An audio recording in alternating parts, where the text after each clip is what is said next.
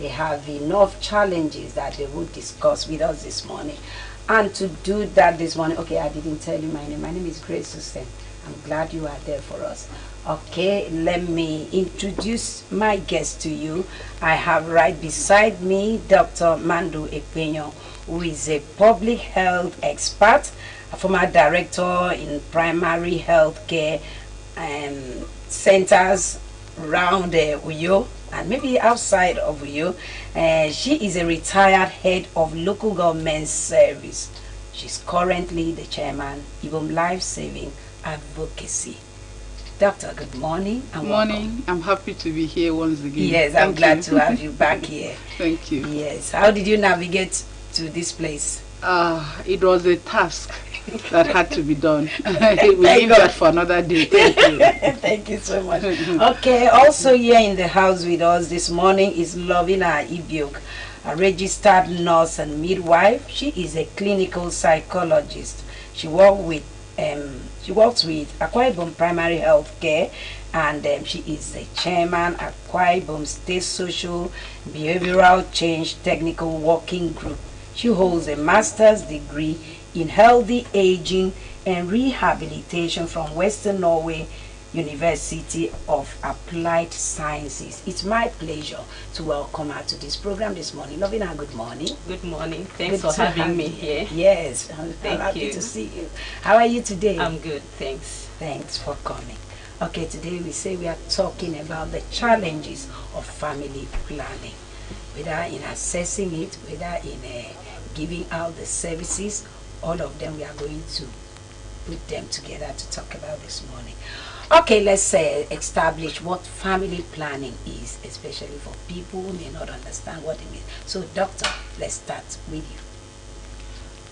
As a recurrent decimal, we talk about the meaning of family planning, the way people understand it at all times. And again, we are here to remind our guests and the people of Akwa Ibom State that family planning, as we know, you plan to have a child when you are ready and when you can take care of that child, not when that child needs you. So family planning is a way of having children when you are ready and not when the children want you. So you plan for that time.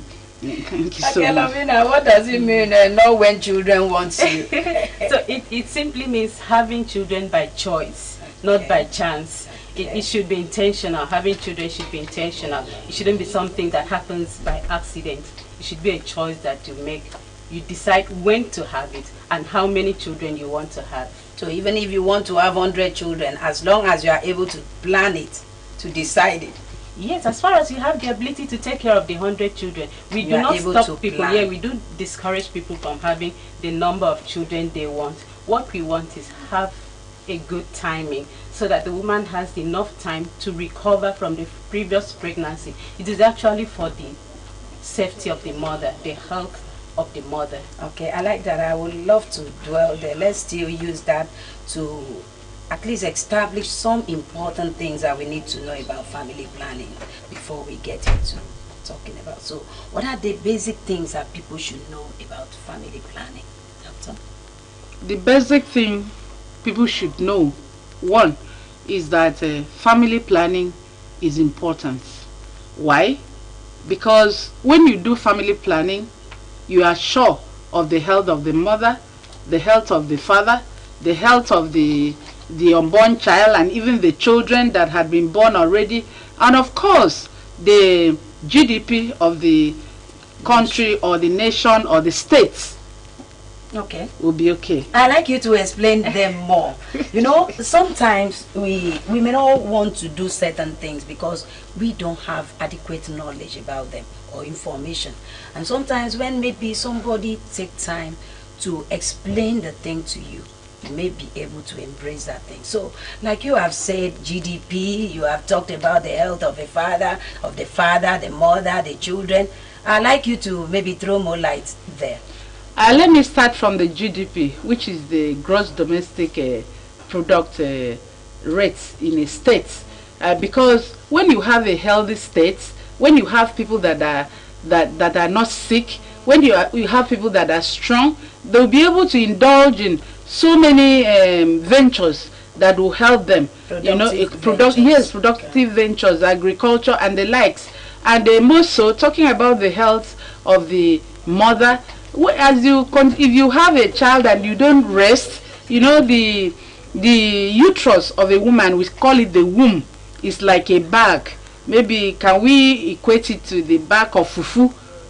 Anytime you are pregnant, it gets extended, and when you deliver, it continues to sag, and at a certain period, it will not be able to function well. And from there, the woman will be exposed to what we call a hemorrhage. Could be postpartum hemorrhage. It could even be hemorrhage while the woman is still pregnant. And to the father, how much is the minimum wage?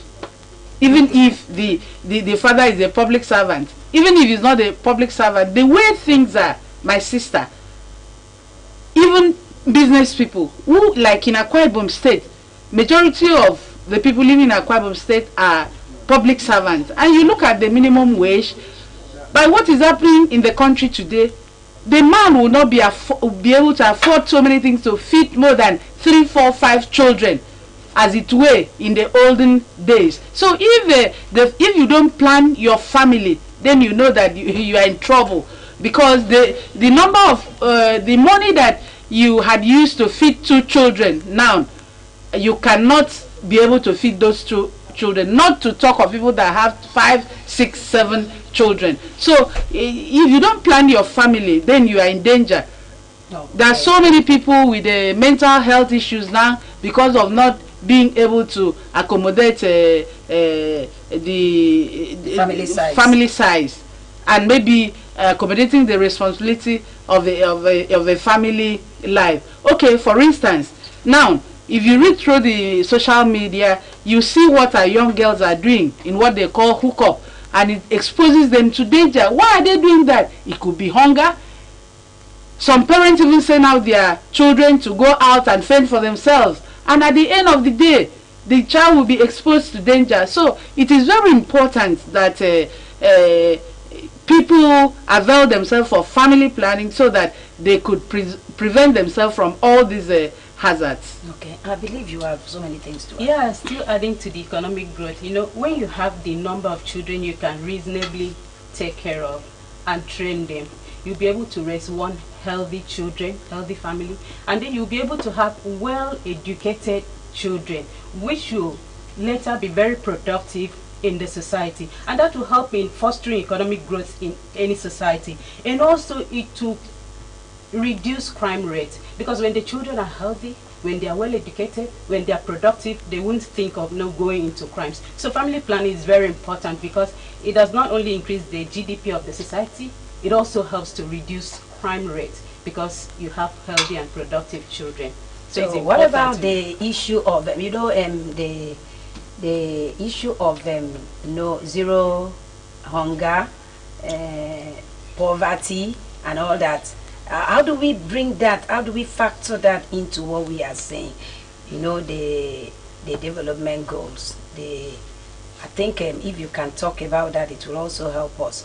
How do we look at poverty? How does it relate to family planning? How do we take a look at hunger? How can we establish the benefit of family planning to eradicating that? Yeah, like what we just said. When a woman is able to space the children, it will reduce the pressure on the finances of the family, and then she too will have time for self-development, for career development, maybe to learn a trade, maybe to go to school to advance in her career. Personally, I had my first degree after my 4th child. Yes, because you have how many children? I have 4 children. 4 of them. Okay. Were they properly planned? Yes, properly planned. And then I had to do family planning. Like my last born is about 17 years now. Okay. So I've been on family planning for 17 years. Yes. Let me stay with you. Now, how did you start? Did you start from your first child? After your first child, did you do family planning? Yes, I spaced each of them. I planned. How many years interval did you give? 2 years interval. 2 years. And you did not have any problem? No, I didn't have any problem. Okay. So for the 4 of them, They have 2 years. Yeah, my first pregnancy was multiple, so I have okay, those ones came together. Okay. Yes. So that was twins. Yes. Okay, so the subsequent ones 2 years interval. 2 years interval. Yes. And you did not have any problem. No problem. You know, so when you are able to, you know, when you adopt a family planning method, like 17 years ago after my fourth child, I was able to get my first degree. I was able to get a master's degree and was able to get a second master's degree because I have time to develop myself. I have time to be productive in the society. So as you develop yourself, as you develop your career, it increases your earning capacity. So you're able to take care of your family. So it reduces hunger sort of in your family because your earning capacity increases as when you have time to develop yourself, to maybe learn a trade, develop go into career development and all that. So family planning helps to reduce hunger. Okay, let me still ask you this. In line with that, what was your husband's role in all this? Yeah, did you have support from him? So much support, and that is one aspect we also want to talk about today. Men engagement in family planning, male involvement, support. Women need the support of their husbands because some women have very low decision-making power. You see a woman hide to take up family planning because the husband doesn't agree to it, and you see husbands coming to health clinic and raining hell and thunder because the wife came to take up family planning. So sometimes we're even forced to get the woman to sign consent in case the husband comes to make trouble because she took up family planning. So men need to be supportive. Men need to understand the benefits of family planning to the woman, to keep her alive, to take care of these children, and then for the children growth, for him. Yes, and for him, and then the economic growth of the family. The woman needs some space to develop herself, to learn a trade, to advance in her career. So all these are important. Men, you have to support your wife. Please be practical. How did your husband support you? Yeah, he encouraged me to take up, and we discussed, and he encouraged me. First of all, we decided on the number of children we needed, even before we started having them. Okay. Yes, because a World Health Organization defines family planning as a couple's ability to attain the number of children, and then the spacing and timing of their birth. So you have to agree on the number of children. First of all, planning. Yes, we agreed on the number of children we needed, and that was 4. And he agreed, he supported the 4, we agreed together. And then he also supported, when we had to stop, he supported that I take up a long-acting family planning method that could help me stay for this number of years. I'm still very productive, but then because of family planning, I've been able to stay this 17 years without a child. I've been able to. So that means if you stop, you can conceive yes, again. even next week. I like that. Okay. I don't know if you still have anything to add to the support there, or we go on. Let me ask you about the attitude of the people. Before now, you've been in the public service for a long while, at least in public health facilities for a while. I should believe it's more than a decade. And you have experienced so many things at those centers. Let's take a look at the people's attitude towards assessing family planning. When you were in service and even now, let's compare. How is it now? How is the uptake? Is it still the same thing? Thank you so much. When I was in service, I can say that the uptake was not as much as we have it now. And if you may ask, why is it so? I would like to tell you that many partners have come in to support family planning, and I always give kudos to the Challenge initiative, because they came in with so many strategies, to make sure that the uptake of family planning in Akwa Ibom State is improved. They are there in other states, but I can only talk about my state. How are they doing this? They have been able to set up a mobilizing a network. They train mobilizers in different community mobilizers to go about house to house, door to door, and talk about family planning, why women should access family planning, while men should give support. And it has actually helped to improve the uptake of family planning in the state. Talking about accessing family planning, there are so many hindrances to accessing family planning, just like my colleague rightly spoke about before now, that we need the husband's or the spouse's acceptance and cooperation and planning, so that it will not be in the hiding. Accessing will not be in the hiding. You know, there are women that have challenges of non-acceptance by their husband to access family planning, and that pushes them into looking for a way to cunningly access family planning. Now, when I was in service, you know, most of the health facilities were not updated. We had a dilapidated health facilities all around. But I really want to congratulate His Excellency Governor Umar Bassi Eno, because he has really sunk in money in the health sector. I think you won't stop at the present government. Yes, I still give kudos to the past government. Okay. Like the wife, what he did using FERIP actually improved the uptake of family planning in the state. But we have this message that the government should do more towards family planning. In what sense? Okay, we will come to that. Okay. Let's talk about the challenges. Let the people understand the challenges that we are facing in this. So I was about saying that while I was still in service, most of these health facilities were not accessible because of the standard, because of how it was. But now, most of those facilities have been upgraded, and we have more facilities in some of the local areas, some of the wards, nook and crannies of our local government area, so it's closer. But then, you know, for a woman to travel a long distance to go and access family planning services, it was not very easy. So that I believe affected the uptake of family planning. Possibly. as at when I was still in service. But talking about now, the uptake is high, but we still have challenges until we get there. Okay, thank you. So we are now on challenges. Let's have you. You've also been in this sector for a while now, and you have seen so many things. So let's hear from you.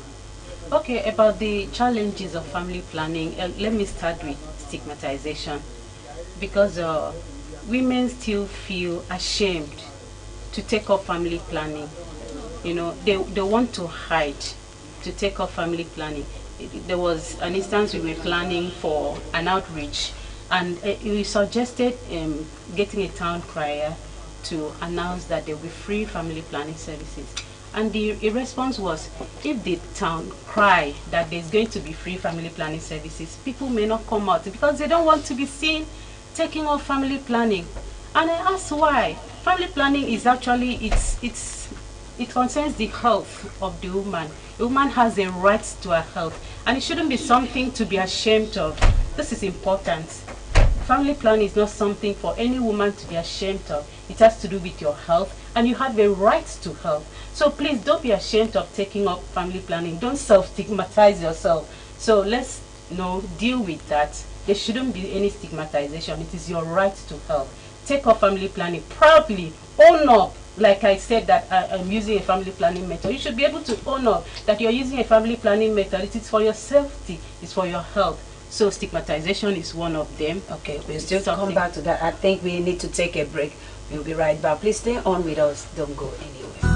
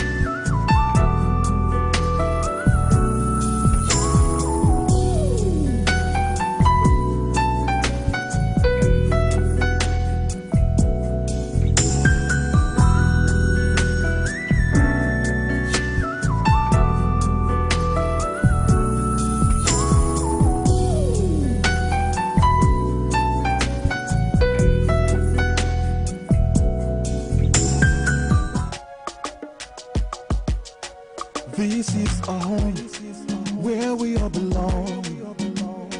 The place where life is beautiful. The peaceful ambience we enjoy when we live together in unity and love. It's on him and you know. We go stand together, we go make them better. We be brothers and sisters, no matter where we day.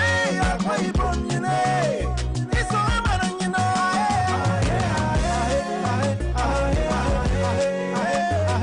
No matter where we day, we are one. We are one.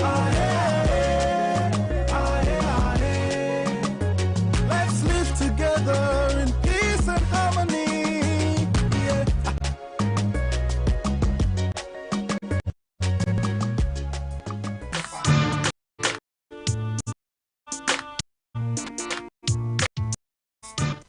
Oh yeah, good to have you back. Thank you for staying on with us. That was a message for you. Let's live together in peace and harmony in Akwa Ibom State.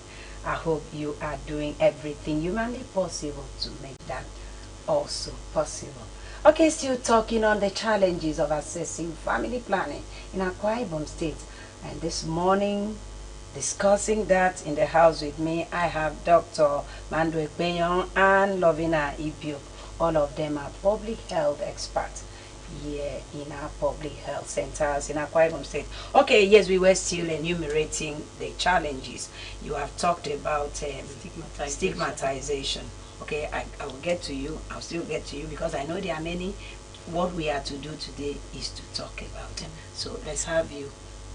Thank you so much. I would like to talk on the challenges that we have in the government sector, because as I mentioned that His Excellency the Governor has done so much to support the health sector, but there's still an issue in the sense that the health budget has been approved, but yet for family planning the release is not there.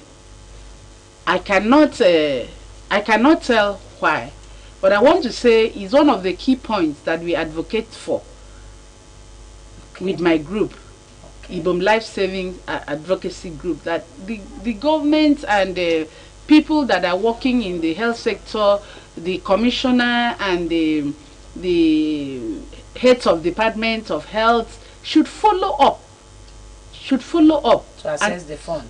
To assess the fund, yes, because it can be approved, but is it released to the family planning units or departments so that it can be used?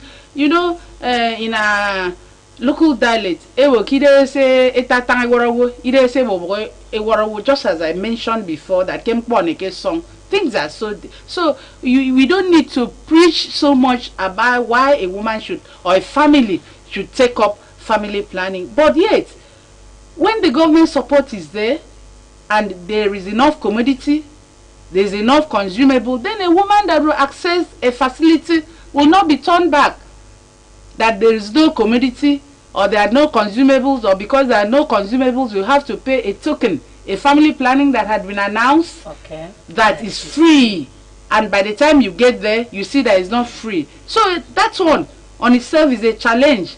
For a woman that you ask to go to the clinic, said, no, I went the other day and it was not actually free. So making it free is absolutely free is the government responsibility. So we have to keep advocating to our governments that family planning should be made to be absolutely free by making commodities available and by supplies of consumables. Okay, what you are saying is that this fund is for commodities and consumables, or any other thing that this fund will be used for? There could be other things. You know, when you are doing a budget, the finances, those finances are tagged to a particular program. There are other programs that is being done in the health sector to promote family planning, but the key one is the consumables and the commodities. But because if they are not there, then why are you talking about people accessing family planning? Okay, let me stay with you. We need to understand what we mean by consumable commodities, because sometimes you may use this words and we don't even understand what it means. What do you mean? Maybe I get to the hospital and a nurse tell me you have to pay for consumable or for commodity. What does it mean? Okay, when we are talking about excuse me, commodities, there are those what do I call it? There are those things, or should I say, they are like drugs that is used for family planning, for methods, the things that are used, the various methods. We have like the insertion, we have like the long lasting one, we have like the pills, you know. Those are the commodities. I'm so sorry. Maybe next time when we're talking about this, we'll have those pictures because I had them, but we couldn't really get them out this morning. So those are. So it would have been good as you are mentioning them. We see them on the screen, but I believe that next time as you come here, we'll do that. So just mention. No problem. So those are the commodities, the substance that we actually use in carrying out family planning. It could be drugs. It could be. It could be implants. There are so many. Condom, is it part of it? Yes, it's part of commodity. Yes. Okay. Then when we are talking about consumables, there are those things that we use in carrying out the procedure. For instance, in the family planning unit, you need some disinfectants to make sure that the surface that you are working with is free of microorganisms. You have to sanitize the place, you know. We need syringes and needles for the ones that are injectable. There are so many things that we use in carrying gloves, in cotton wool, in carrying out the procedure. Okay. So sometimes water, because there are some facilities without pipe-borne water. Even the ones that had been provided, maybe the thieves went to vandalize the place. So those are consumable, those things that will aid the health worker in carrying out family planning procedures. And that are easily used up. They are quickly used up. Okay, so I am now understanding why most times we hear women say, that thing they say is free. Because most times we talk about is if we are to open phone lines now, the first or most of the questions that will come to us will be that don't mind them, it is not free. And when we get to the facilities, they demand money. So your explanation is helping me to know that sometimes these are what you face. So that's why you are advocating for those things to be released. Okay. Is it as it is? I don't know whether we have exhausted the challenges, or do we still have many aside? But I know the major ones are the ones you're talking about. Okay, do we still have challenges so we can move on? We could just mention a few, like some of the challenges women don't take up family planning could be a preference for large family or a preference for a certain sex. Okay, you know? okay.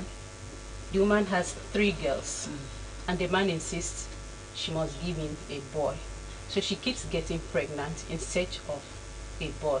So now she has vice versa. Yes, because there are some people that are actually looking but here in our culture, it's mostly a boy that they really. So the woman keeps having girls. She has 6. They're still looking for a boy. She has 7. Maybe they don't even have the capability to take care of these girls, but they keep going for more because they are looking for a boy. So that's one of the challenges. We have preference for a certain sex or preference for a large family. You see parents telling their newly wedded children, my father had me alone. I want plenty children. Give me plenty children. So that's one of the more like cultural challenges. So that's one of them. Okay. Yeah. Okay, I remember we visited 2 facilities last week or so with TCI officials, and we saw that the staff strength is inadequate. What they reported, I think one of the facilities we saw only 1 nurse, and so let's have you talk about the personnel. Okay, that had been, it's a challenge that had been there for a number of years now. Shortage of health staff at the health facilities, not just in primary health care, I think even in secondary health care, but it was at primary health care facilities. Some facilities you had just one health worker, and then they now source for community members as ad hoc to just help out in a few things. So when you have just one health worker, you know that there's that tendency for stress, for burnout. So the quality of services provided will be low. And sometimes that only one healthcare worker in that facility may not have been trained on family planning. So she won't be able to provide the services. So that facility cannot provide. So the women in that community now are denied access to family planning services because the one provider there has not also been trained, and sometimes she may have been trained, but the workload may not kind of affect the quality of service she's able to render. You may go in at a wrong time, maybe she's so tired she wants to leave, and you go in, and there's a tendency for her to, you know, like not give that service, and maybe out of stress, out of burnout, she may shout at you, why are you coming at this time? That's why you hear things like they are harsh, the nurses are harsh at the health facilities. But it could be because of workload, burnout. There's a lot of work. There's a lot of work because the health staff are in very limited number. So that's one of the challenges too. Okay, and let's also take a look at security in some of those places. You've worked in many of them. I don't know whether, now that you were commending the government, whether they've been able to take care of security issues and other things maybe in your time that were not there. Can you still talk about that? Security had been a long-standing challenge up till date. We don't have securities in most of the primary healthcare facilities. We don't have security, and at a certain point, while I was still in service, we had advocated for civil defense and even some policemen to be attached to facilities. I even heard recently that a doctor was kidnapped, and if not for the intervention of the present commissioner of police with the NMA, he wouldn't have been released. So there is need for security. It's one of the things that we are advocating for, because the health worker must be secure to settle and do his job. And he has spoken about inadequate health facility staff, and that is one of the things we are advocating for too, that government should try and work according to the standard of the WHO. Is it one health staff to 5 clients or 5 patients?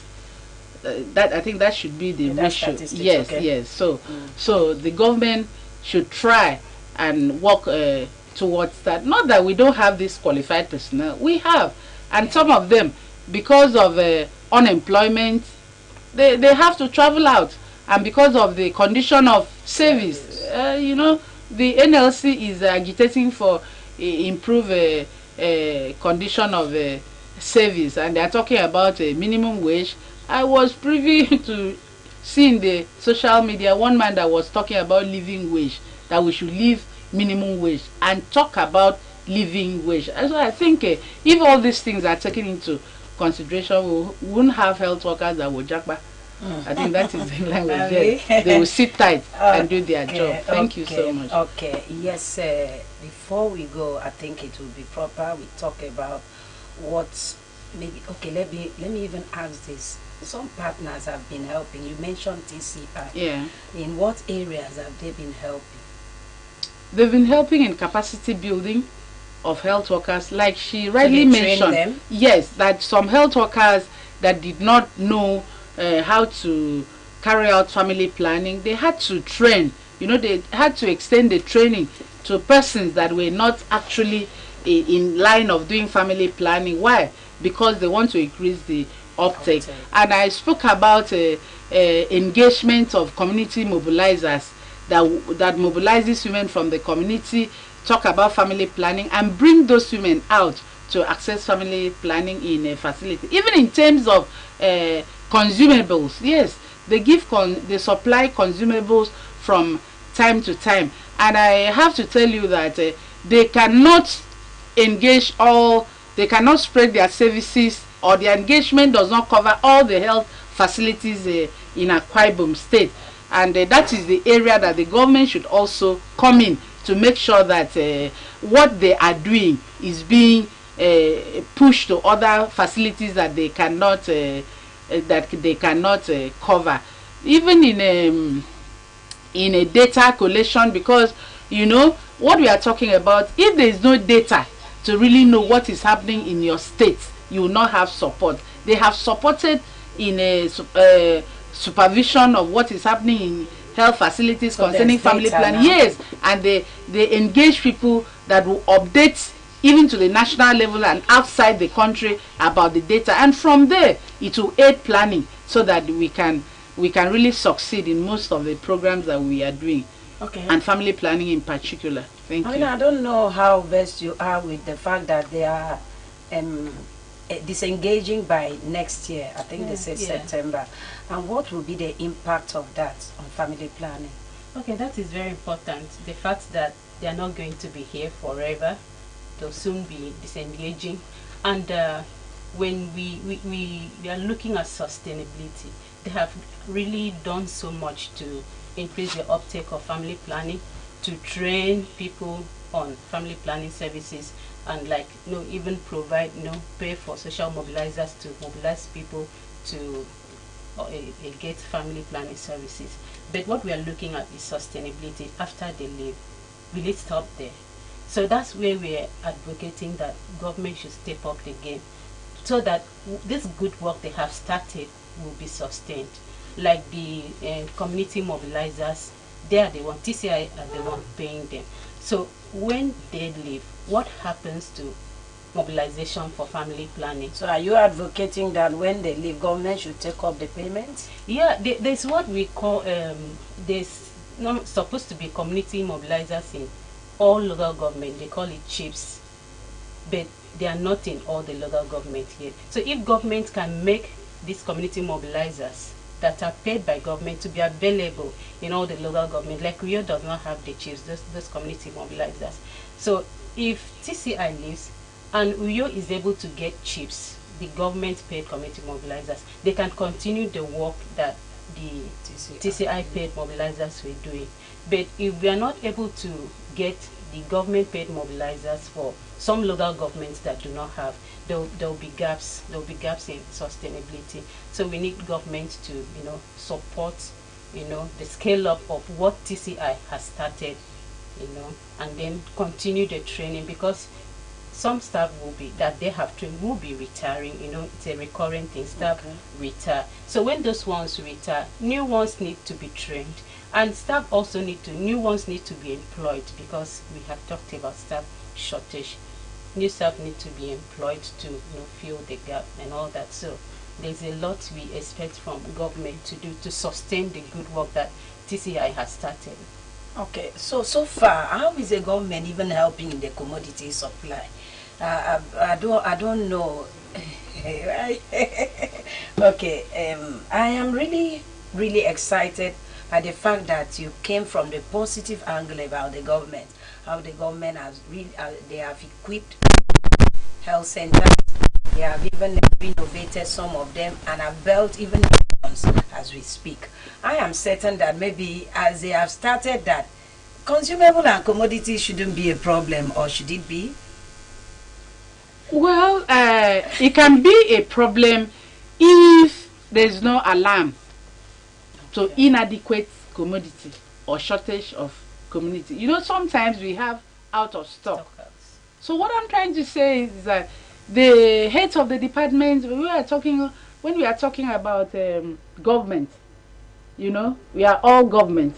So even the heads of departments, and people in various units should be able to update at different levels what is happening, so that there will be timely supply of these commodities and we don't have out of stock. And I want to say this because I was in the local government, I worked in the local government area.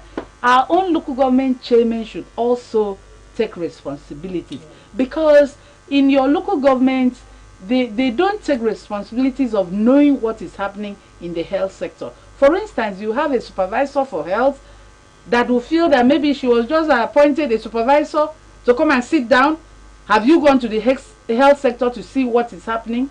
That is why we are drumming. Family planning is very important. So our chairman should advise supervisors in charge of health to find out what is happening in their family planning unit, and also help not only chairman. We have major stakeholders in the local government that can support. When you are a stakeholder, it means you are holding stake that local government. You are holding stake for that local government. So is it just to go and have meetings and have your allowance for having that meeting? Have you found out about the health of your people?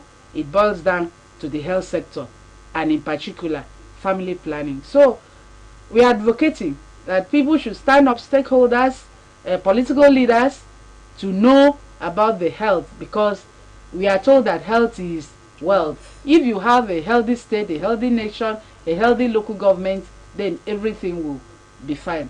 Thank you so much. Okay, before we go, I think let's know. Again, I'd like you to reiterate what will happen when TCI pull out completely and they don't give commodities and consumables.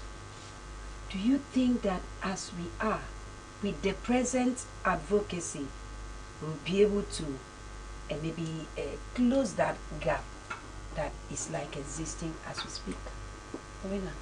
Yeah, we are believing that our government is responsive, and that before TCI pulls out, with the advocacy they are making, there will be a response. So we are on the positive side, that our government will be responsive to the needs of family. Having mentioned the benefits, like the economic empowerment, the benefits of family planning, we believe that our government will be responsive to, fill in the gap, and then you'll be able to sustain the good work that TCI has started. Okay. That's our belief. Before you go, Doctor, I'd like you to talk about the issue of monitoring.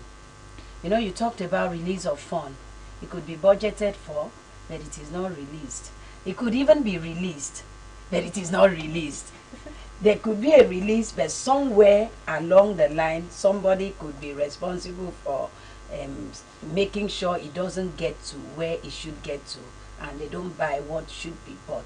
Those bureaucracy. What would be your advice? How can the government handle that?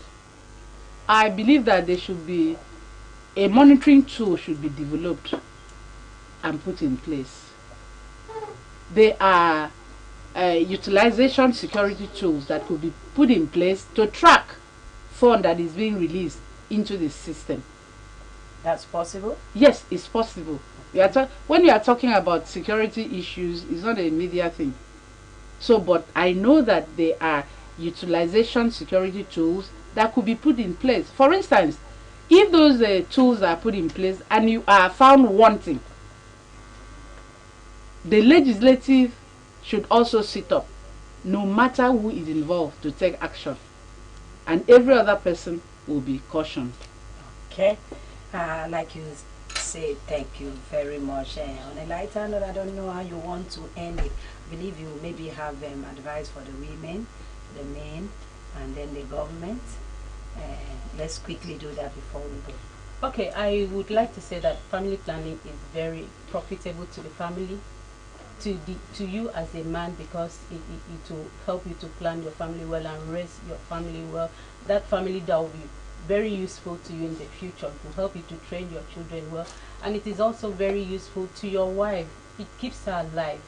It reduces maternal mortality, complications that come with childbearing. It reduces that complication, so it keeps her alive for you and for your children. So it's important as a man to support your wife to take up family planning. And you as a woman, I want to encourage you that your health is your right. Don't be ashamed of taking up family planning. If you have the need for it, go for it. Own up that you have taken up family planning service. It is for your own good. Thank you. Thank you very much. Okay. We have all heard. I want to say that family planning should be taken as everybody's business, not only for the health provider, not only for government, not only for the advocacy group. We should all be involved in family planning. And when we are all involved, all we are talking about will be in the past. The challenges will be surmounted. I want to say thank you so much for having time to stay on with us, and hope to see you next time on Heartbeats. Yes, I like that. Thank you so much. Yes, I'm very hopeful, and I'm sure that when next we call on you to talk on issues around family planning, you'll always be here. Thank you, Lovina, for your time. The last time you were here, we couldn't make it. Thank you very much. We deeply appreciate your sacrifice. Thank you. And yes, friend, you have been with us from the beginning, or you just joined us. I believe you have gotten some things from our experts. I had Lovina Ibiok and Mandu Ekwenyong, who were guests on this program this morning. Both of them are public health experts, and I thank God that they've been able to do justice to the challenges of family planning on this program this morning. I'd like to tell you that Heartbeat continues. Please don't go away. My name remains Grace Susan. I may be back.